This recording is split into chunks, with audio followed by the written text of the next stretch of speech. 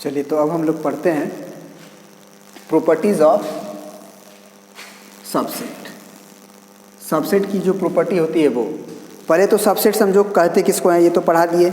यदि ए का सारा एलिमेंट बी के अंदर मिल जाए, भले बी का मिले या ना मिले ए के अंदर, लेकिन ए का सारा एलिमेंट कोई भी छूटना नहीं चाहिए, अगर बी के अंदर मिल जाए then A is called the proper subset of then A is called subset of B. ठीक है। अब पहला प्रॉपर्टी लिखवाया गया है कि every set is a subset of itself. खुद सोचो कि बात सही है कि नहीं। कोई भी सेट है वो खुद का सबसेट होता है। जैसे ए जो है खुद का सबसेट है कि नहीं। जैसे ए के अंदर मान लो हम कोई भी एलिमेंट ले लिए, 1 2 3 4 ऐसे करके। अब हम ये बोले कि ए जो है, एक बार और ए लिख देते हैं, तो 1 2 3 4, तो इसे बी की तरह ट्रीट करो। क्या ए का सारा एलिमेंट बी में मिल रहा है? तो जवाब मिला हाँ।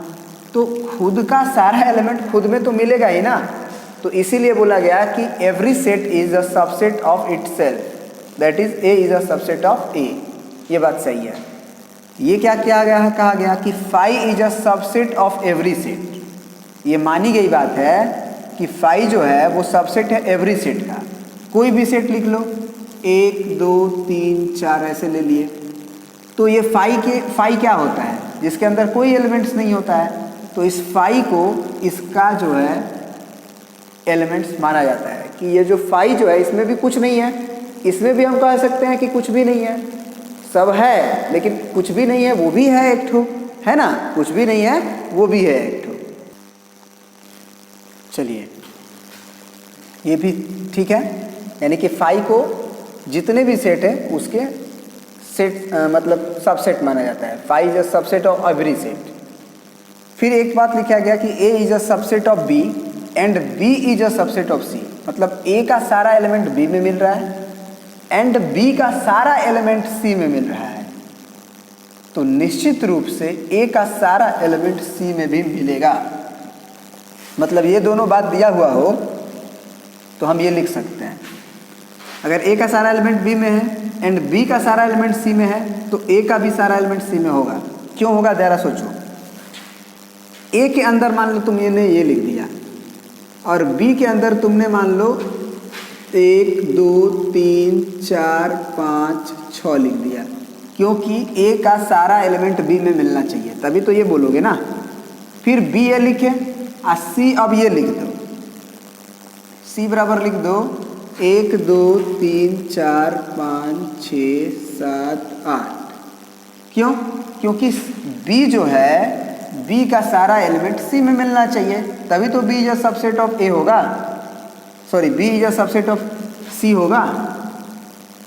तो निश्चित रूप से ए सबसे कम हुआ ना, तो ए का सारा एलिमेंट तो इसमें मिलेगा ही, क्योंकि बी का जब मिल रहा है तो ए तो उससे कम ही है। तो दिस इज ऑल्सो ट्रू। तो ये कभी कभी बनाया जाता है कि ए अगर बी का सबसेट है और बी और सी का सबसेट है तो ए सी का सबसेट हो जाएगा। तो ये बात उस समय फील होना चाहिए कि ए का सारा एलिमेंट बी में है एंड बी का सब एलिमेंट सी में है, तो निश्चित रूप से ए का सारा एलिमेंट सी में तो मिलेगा ही मिलेगा, उससे अधिक भी होगा। ये चीज़ देखो, अगर ए बराबर बी है इसका मतलब सेट ए को सेट बी के बराबर कहा जा रहा है। ए एक सेट होता है, तो सेट ए बराबर सेट बी कब होता है? तुम खुद सोचो,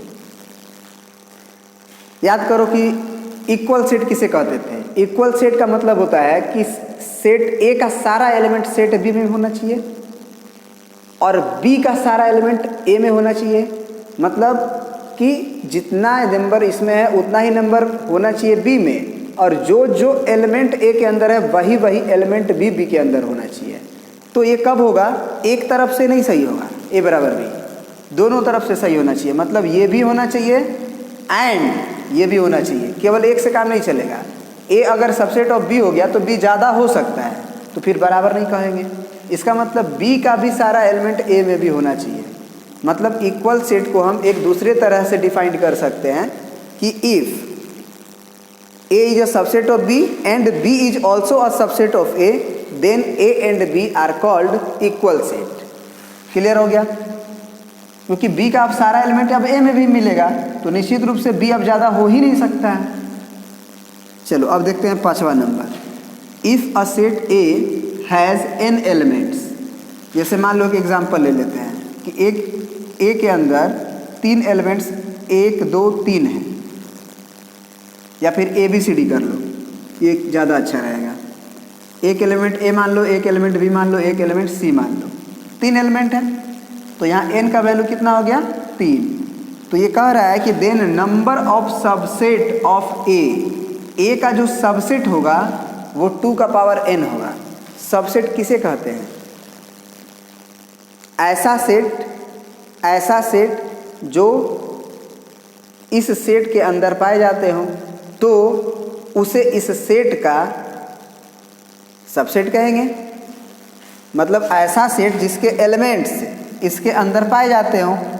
तो याद करिए, यहाँ पे ए एक सेट है, ये भी ए एक सेट है ना, इसका एलिमेंट ये मान लो हम P मान लिए, P एक हमारा सेट है सिंगलटन जिसमें A है, तो क्या इसका सबसेट होगा? तो हाँ, P is subset of A। क्यों? P का सारा एलिमेंट तो इसमें मिल ही रहा है। फिर कोई बोलेगा कि सर B भी तो हो सकता है, कोई बोलेगा सर C भी तो हो सकता है, कोई बोलेगा सर एक सेट हम A और B एलिमेंट वाला लेते हैं, ये भी तो हो सकता है। कोई लड़का बोलेगा कि सर A, C अगर लेंगे तो भी ये वाला सेट भी तो इसके सारे एलिमेंट इसमें मिल रहे हैं। कोई लड़का कहेगा कि सर B और C अगर ले लें तो भी मिल रहा है, तो हम बोलेंगे हाँ। कोई लड़का बोलेगा कि सर ये A, B, C ये ले लीजिए तो भी तो इसका भी तो सारा एलिमेंट इसमें मिल ही रहा है, तो ये भी सेट है, ये भी है, ये भी है, ये भी है। तो कितने हुए अभी तक? 1 2 3 4 5 6 7 गो हुआ। जबकि ये तो बोल रहा है 2 का पावर n, मतलब 2 का पावर 3 यानी कि 8 होना चाहिए, जबकि अभी हमारा 7 ही हो रहा है। तो एक ठो क्या छूट रहा है सोचो। और कौन सा सेट लेंगे जिसका सारा एलिमेंट इसमें हो जाएगा, या उस सेट को इसका सबसेट कहते हैं। अकेला अकेला तो ले ही लिए हैं, A ले लिए, B ले लिए, C लिए, AB ले लिए, BC ले लिए, AC ले लिए, ABC तीनों ले ही लिए। एक बचता है फाई, याद रखना, एक बचता है हमारा फाई। फाई को हमेशा हम कहते हैं कि phi is a subset of every set. तो ये A एक सेट है, इसका भी तो फाई एक सबसेट है, तो इसीलिए 8 हो जाता है। तो हमेशा याद रखना कि जितना A के अंदर एलिमेंट्स होगा, जितना A के अंदर एलिमेंट्स होगा, उस एलिमेंट्स को 2 के पावर के फॉर्म में लिख देंगे, उतना ही सबसेट होगा उस सेट A का। जो गिवन सेट दिया गया होगा उस सेट का सबसेट होगा। तो ये क्लियर हो गया। अब जैसे मान लो एक सेट A है जिसमें एक एलिमेंट 1 है, 2 है, 3 है, 4 है। तो अगर हम इसके नंबर ऑफ सबसेट्स की बात करें, number of subset of A, तो वो कितना होगा? तो 2 का पावर, इसके एलिमेंट्स गिन लेंगे, 1 2 3 4, तो 2 का पावर 4 यानी कि 2 दूना 4 दूना 8 दूना 16, 16 सबसेट होंगे। तुम्हारे सामने हम गिनवा भी देते हैं। एक 1 होगा, एक 2 होगा, एक 3 होगा, एक 4 होगा, एक 1 2, एक 1 3, एक 1 4। कितने हो गए? गिनते रहो। फिर 2 3 2 4, फिर 3 4, फिर 1 2 3, फिर 1 2 4, है ना, फिर 1 3 4, है ना, फिर 2 3 4, फिर 1 2 3 4, फिर 5 1 हो गया, कोई छूटा होगा गिन लेना। इस तरह से नंबर ऑफ सबसेट्स निकाला जाता है। ठीक है, तो फॉर्मूला याद होना चाहिए कि 2 का पावर n होता है, जहाँ n number of elements of set A होता है। अब आते हैं छठवां प्रॉपर्टी, सुपर सेट के बारे में पढ़ते हैं। What is super set? कुछ नहीं होता है, अगर A को हम B का सबसेट कहते हैं, if A is a subset of B, मतलब A का सारा एलिमेंट अगर B में पाया जाता है तो B को कहा जाता है कि वो A का सुपर सेट है। Then B is called superset of A। This is written as B is the superset of A, मतलब उसी चीज़ को घुमा के लिख देना है ना। इसको याद रखने के पॉइंट ऑफ व्यू से बता रहे हैं कि ऐसे भी याद रख सकते हो। ये लेस देन का साइन होता है तो A का ऐसे याद रखोगे कि A कम होता है, मतलब A का जितना भी एलिमेंट है, A का जितना भी एलिमेंट है वो B के अंदर मिलना चाहिए। और बराबर भी हो सकता है, मतलब A का सार A और B दोनों का एलिमेंट बराबर हो जाए। साथ ही साथ ये बस दिमाग में रखो कि ए में जो जो एलिमेंट है वही वही बी में होना चाहिए, बस इतना ही है, ठीक है ना। तो उसी को उल्टा लिखने से क्या, आप इसी को पढ़ेंगे बी जो सुपर सेट है, ओके, बात तो एक ही हुआ। जैसे कि ए बी एक्स में एक सेट हुआ, एलिमेंट्स हुए ए बी, उसी तरह वाई का एक सेट बना है ए बी सी का, तो X is the subset of B, क्योंकि ए बी उसमें पाया जा रहा है ए बी सी में। तो y को क्या कहेंगे, सुपर सेट ऑफ x। बस यही सुपर सेट का डेफिनेशन होता है। एक आ जाते हैं लास्ट, अब हमारा बचा हुआ है पावर सेट, उसको देखते हैं। चलिए अगला डेफिनेशन देखते हैं हम लोग, 7 number, proper subset. Proper subset किसे कहते हैं, क्योंकि देखो ये क्वेश्चंस में यूज होते हैं। क्वेश्चन जब बनाते हैं कि कोई भी क्वेश्चन बनाता है तो उसमें एक वर्ड यूज करेगा कि A is a proper subset of B, तो तुम्हें खुद समझना होगा कि प्रॉपर सबसेट का मतलब क्या होता है। तो इसीलिए डेफिनेशन को अच्छे से याद करो, समझो और राइट भी करो। यार राइट करोगे तो याद भी रहेगा और हमेशा के लिए आप पलट के देख भी सकते हो। क्या है प्रॉपर सबसेट का डेफिनेशन, देखो कि let A and B be two sets such that, A और बी दो सेट है, इस प्रकार है वो कि every element of A is in B. मतलब ए और बी दो सेट ऐसे हैं कि सारा का सारा एलिमेंट ऑफ ए जो है, ए के अंदर का जितना भी एलिमेंट है वो बी में मिले, लेकिन बट एट लीस्ट वन, कम से कम एक एलिमेंट्स ऑफ बी, बी का मतलब अगले एलिमेंट का एक element which is not in A, माने बी में एक अधिक एलिमेंट होना चाहिए, कम से कम एक अधिक एलिमेंट होना चाहिए जो कि ए में नहीं हो। Then we say that A is proper subset of B. This is written as A is a proper subset of B. If A is not a proper subset of B, then we write A is not a proper subset of B. काट देते हैं proper subset लिख के। याद रखने के तरीका बता देते हैं तुम्हें कि तुम खुद सोचो कि ए ऐसे याद करते थे, ए लेस देन बी, मतलब ए कम रहा होगा बी से, तो निश्चित रूप से बी में एक एलिमेंट ज़्यादा होना चाहिए। याद रखने के लिए कर सकते हो, लेकिन ये साइन का मतलब अलग है, ये लेस देन होता है और ये प्रॉपर सबसेट होता है। तो ये याद करने के पॉइंट ऑफ व्यू से हम बता सकते हैं तुम्हें कि नहीं, बी बड़ा की तरफ है, खुला हुआ मुंह की तरफ है, तो बी के अंदर ज़्यादा एलिमेंट होना चाहिए कंपैरिजन टू ए। तो कम से कम एक ज़्यादा हो जाना चाहिए, लेकिन ए का सारा एलिमेंट बी में मिलना चाहिए, ये जरूरी है। मतलब ए का सारा एलिमेंट बी मिलना चाहिए, लेकिन बी का कम से कम एक एलिमेंट जरूर होना चाहिए जो ए में मैच नहीं करना चाहिए, तब ए को प्रॉपर सबसेट ऑफ बी कहेंगे। तो जरा बताओ कि यहाँ पे क्या हम प्रॉपर सबसेट भरेंगे कि नॉट भरेंगे? नॉट प्रॉपर सबसेट, बिल्कुल नॉट प्रॉपर सबसेट, क्योंकि 1 2 3 इसमें मिलना चाहिए, तो 1 2 3 तो मिल रहा है, लेकिन कोई एक और एलिमेंट होना चाहिए जो इधर नहीं हो, तो इसको हम प्रॉपर सबसेट नहीं बोल सकते हैं। तो प्रॉपर सबसेट लिख के काट सकते हैं। हाँ, इसे हम सबसेट भर सकते हैं, मतलब ये भर सकते हैं यहाँ पे ऐसे करके कि this is a subset of this, लेकिन प्रॉपर नहीं भरेंगे। अब देखो ए बी सी पी मिल रहा है, कुछ अलग भी है, तो एक भी अधिक हो जाए, कम से कम एक बोला है, एक से अधिक हो सकता है, तो this is a proper subset. फिर नेचुरल नंबर, इंटीजर्स, खुद सोचो, सारे नेचुरल नंबर्स इंटीजर में आ जाएंगे, तो इसका सारा एलिमेंट तो आई में आ ही आ रहा है, और आई में कुछ अधिक भी एलिमेंट्स है, तो this is a proper subset. This is not a proper subset, क्योंकि होल नंबर में 0 1 2 3 4 5 6 ही आएगा, जबकि इधर -3 -4 -6 भी आएगा, जो कि उसमें नहीं मैच कर रहा है, तो ये खत्म हो गया। इसका मतलब एक कंक्लूजन हम यहाँ से कह सकते हैं कि ए इज अगर प्रॉपर सबसेट ऑफ बी है, तो यहाँ से हम एक इम्प्लाई करके बात लिख सकते हैं कि A is a subset of B, but vice versa is not true. Vice versa is not true का मतलब कि अगर तुम्हें A is a subset of B दिया है, तो तुम ये कह लो कि ए प्रॉपर सबसेट बी होगा, ये गलत है, तो एक ही तरफ से इम्प्लाई होगा। तो याद करो कि एक बार ये वर्ड भी आया था ऐसे करके, इसी में शायद तीसरा चौथा प्रॉपर्टी में।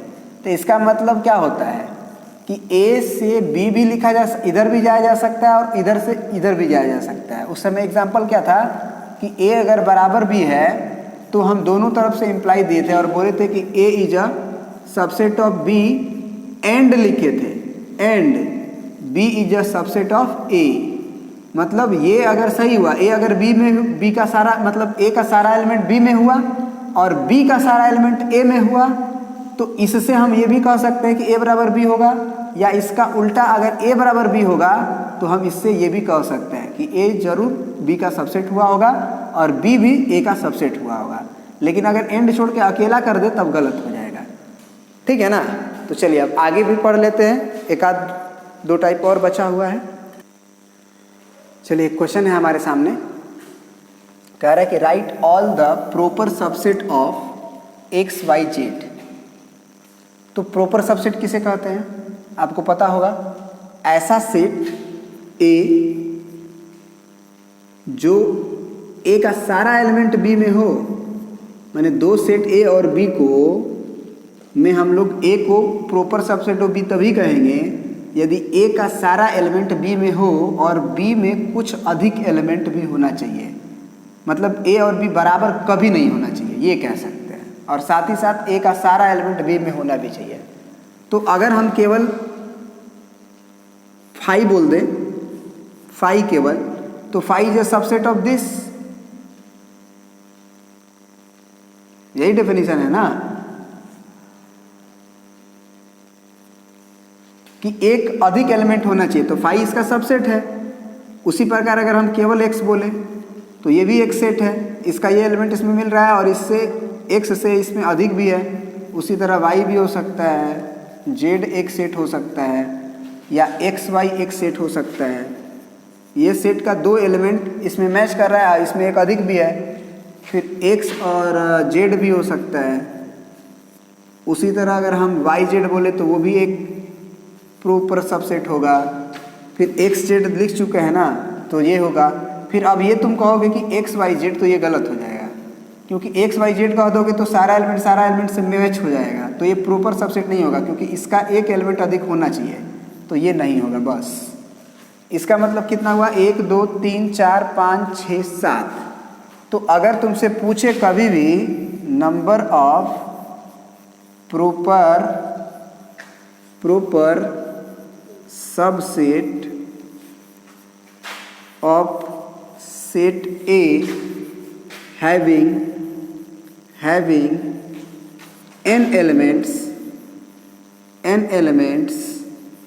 तो तुम क्या कर दोगे, तब तुम फॉर्मूला लिख दोगे 2 का पावर n, जो कि देता है नंबर ऑफ टोटल सबसेट। उसमें से एक घटा दो, क्योंकि एक्स वाई जेड जो खुद का सेट होता है एकदम, उसका सबसेट वो हटाना पड़ेगा, क्योंकि वो जो होगा वो इसके बराबर हो जाएगा। जबकि प्रॉपर सबसेट में क्या होना चाहिए कि एक अधिक एलिमेंट इसका होना चाहिए, जबकि वो तो बराबर हो जाएगा, इसीलिए घटा देते हैं। तो इस फार्मूला से भी अगर निकालें तो इसमें 3 एलिमेंट थे शायद एक्स वाई जेड, तो 2 का पावर 3 - 1 यानी कि 8 - 1 7। तो ये एक फार्मूला भी हो गया नंबर ऑफ प्रॉपर सबसेट को निकालने का, इसे आप याद रखिएगा। ठीक है। चलिए अब लास्ट बचा हुआ है हमारा एक पावर सेट, उसको पढ़ लेते हैं, फिर खत्म हो जाएगा ये। चलिए इसमें बचा हुआ है पावर सेट, अगला प्रॉपर्टी था सबसेट का। कह रहा है कि the set of all the subsets of a given set ए। मतलब तुमको अगर एक सेट ए दिया हुआ है, मान लो x, y, एक सेट दिया हुआ है, तो कह रहा है कि the set of all the subset of a given set A is called the power set of A and is denoted by P of A. मतलब पावर सेट जो होगा किसी सेट के रेस्पेक्ट में डिफाइंड है। मतलब एक सेट ए दिया है, तो अगर हम पावर सेट ऑफ ए लिखना चाहते हैं तो वो ऐसे सेट्स का सेट्स होगा जो कि इसका सबसेट होगा, माने ए का सबसेट होगा। तो 5 भी ए का सबसेट होता है, उसको लेंगे। फिर x भी एक सेट है जो इसका सबसेट है, y भी एक सबसेट है जो इसका सेट है, सबसेट है ना, और x, y भी एक सबसेट है जो इसका सेट है। तो इन सारे सबसेट्स का सेट लेके जो बनता है एक सेट, उसी को कहते हैं पावर सेट ऑफ ए। समझ में आ गया? ठीक है, ठीक है। तो अब जो है अगले वीडियोस में हम लोग और भी पढ़ेंगे, और हो सकता है कि अगला वीडियोस में इसको हम ख़त्म करने का कोशिश करें। लेकिन एक है वेन डायग्राम, उसमें थोड़ा सा समय लगेगा। और वेन डायग्राम ये प्रोबेबिलिटी के लिए बहुत इंपॉर्टेंट चीज़ है, परमुटेशन कम्बिनेशन में भी ये चीज़ यूज होता है ना। ये बहुत इंपॉर्टेंट चीज़ है वेन डायग्राम, इसे समझना ही चाहिए, क्योंकि छोड़ दोगे तो दिक्कत हो जाएगा। मिलते हैं अगले वीडियो में आप।